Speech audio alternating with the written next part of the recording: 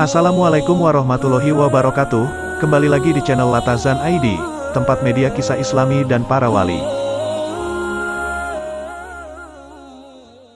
Hail merupakan tradisi peringatan kematian seseorang yang diadakan setahun sekali dengan tujuan mendoakan ahli kubur, agar semua amal ibadah yang dilakukannya diterima Allah sekaligus mengenang keteladanan semasa hidup dari tokoh yang diperingati tersebut. Tradisi Hail biasanya hanya ditemui di kalangan masyarakat Muslim Sunni seperti di negeri Yaman, Indonesia, Malaysia, Singapura, dan negara-negara lain dengan komunitas Muslim Sunni lainnya.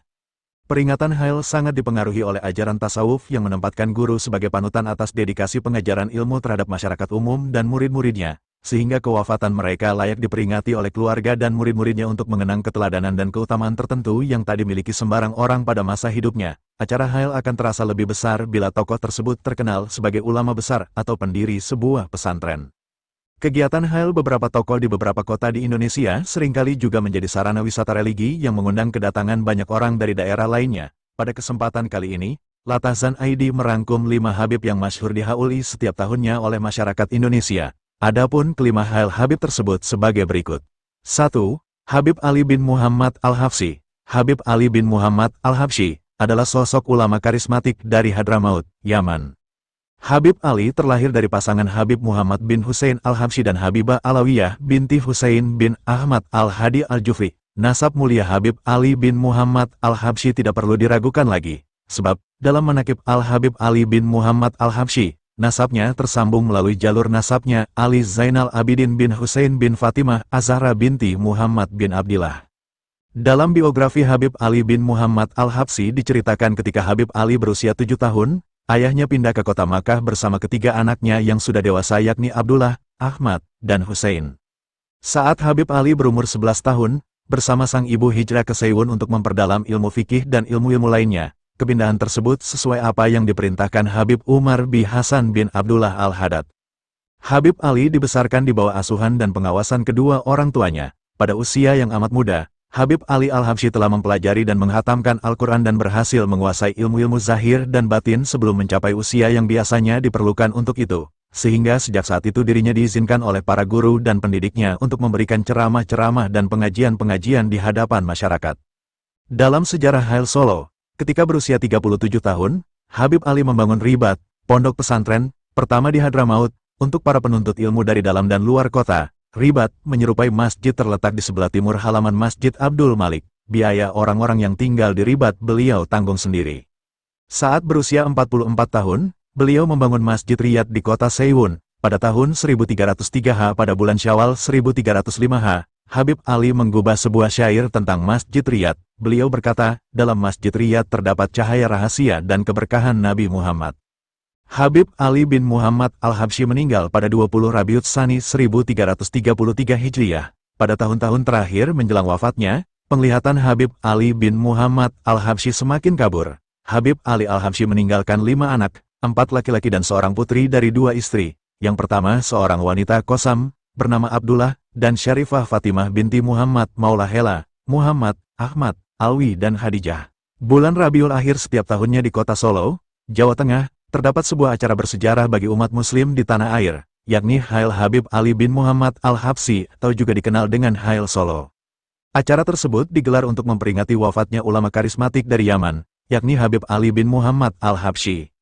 Semasa hidupnya, Habib Ali menjadi pusat perhatian dan kekaguman serta memperoleh tempat terhormat di hati setiap orang. Habib Ali pada usia 68 tahun juga mengarang sebuah kitab maulid yang diberi nama Simtud Durar. Sebuah kitab maulid yang masyhur dan penuh berkah hingga kini dibaca di Hadramaut, Indonesia, dan Afrika. Beliau mengarang kitab ini pada Kamis, 26 Safar 1327 dan menyempurnakannya pada 10 Rabiul Awal 1327 Hijriah. Maka dari itu, banyak jemaah dari berbagai daerah di Indonesia ikut meramaikan Hail Solo, acara keagamaan bersejarah yang ada di Solo. Mengutip penelitian yang diterbitkan Universitas 11 Maret, UNS, Solo, anak dari Habib Ali, yakni Habib Alwi yang pertama kali menyelenggarakan Hail Solo. Maka dari itu, banyak jemaah dari berbagai daerah di Indonesia ikut meramaikan Hail Solo, acara keagamaan bersejarah yang ada di Solo. Mengutip penelitian yang diterbitkan Universitas 11 Maret, UNS, Solo, anak dari Habib Ali, yakni Habib Alwi yang pertama kali menyelenggarakan Hail Solo. Habib Alwi bin Ali memang diketahui hijrah ke Indonesia sesaat setelah ayahandanya wafat. Awalnya, Habib Alwi beserta anak Habib Ali lainnya menginjakan kaki di tanah air tepatnya di Garut, Jawa Barat. Namun, Habib Alwi pindah ke Solo karena banyak pendatang dari Seiwon, Yaman, tempat dia berasal yang menetap di sana. Selain itu, keputusan tersebut merupakan buah dari ajakan salah satu temannya, yaitu Habib Muhammad bin Abdullah Al-Idrus. Habib Alwi juga memilih menetap di Solo karena salah satu saudara kandungnya, yaitu Habib Ahmad bin Ali Al-Habsyi yang lebih dahulu menetap di sana. 2. Habib Abu Bakar Gresik. Selain Hail Solo, masyarakat Indonesia juga tidak asing ajang yang namanya Hail Gresik. Hail Gresik adalah acara Hail untuk mengenang Habib Abu Bakar bin Muhammad Assegaf. Beliau memiliki nama lengkap Habib Abu Bakar bin Muhammad bin Umar Assegaf. Beliau juga dikenal sebagai nama Habib Abu Bakar Assegaf Gresik. Ada nama belakang Gresik, karena beliau menghabiskan dakwah dan wafat di Gresik, Provinsi Jawa Timur. Sejatinya, Habib Abu Bakar itu lahir di Besuki, Kabupaten Situbondo, Jawa Timur tanggal 16 Zulhijjah 1285 Hijriyah, atau tanggal 30 Maret tahun 1869 Masehi. Ayahnya bernama Habib Muhammad bin Umar Assegaf.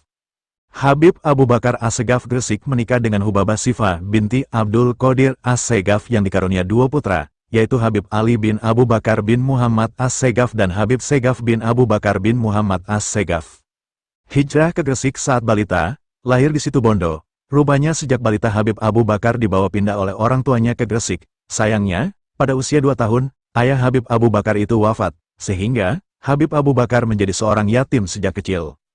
Bakat kewalian dan kecintaannya terhadap ilmu sudah terlihat sejak ia berusia 3 tahun, apalagi di usianya yang terbilang masih kecil ia mampu mengingat peristiwa-peristiwa yang pernah terjadi.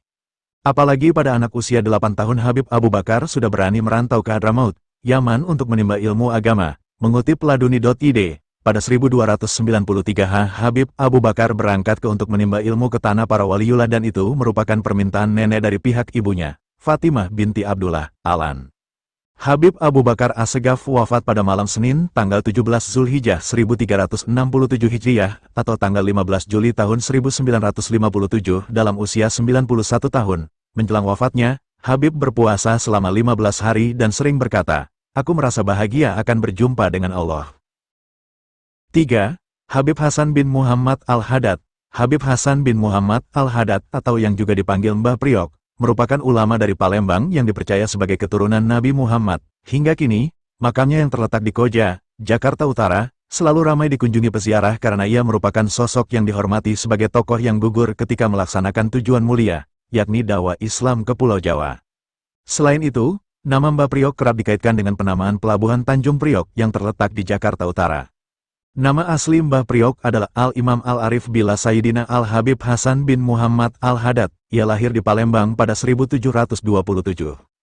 Meski lahir di Palembang, ia merupakan keturunan Arab dari Hadramaut di Yaman Selatan, yang masuk ke Nusantara melalui Aceh. Apabila ditelusuri silsilah Habib Hasan bin Muhammad Al-Haddad, ia dipercaya sebagai keturunan Nabi Muhammad. Sebelum menjadi penyiar agama Islam, ia pun pernah belajar agama ke tanah leluhurnya di Yaman.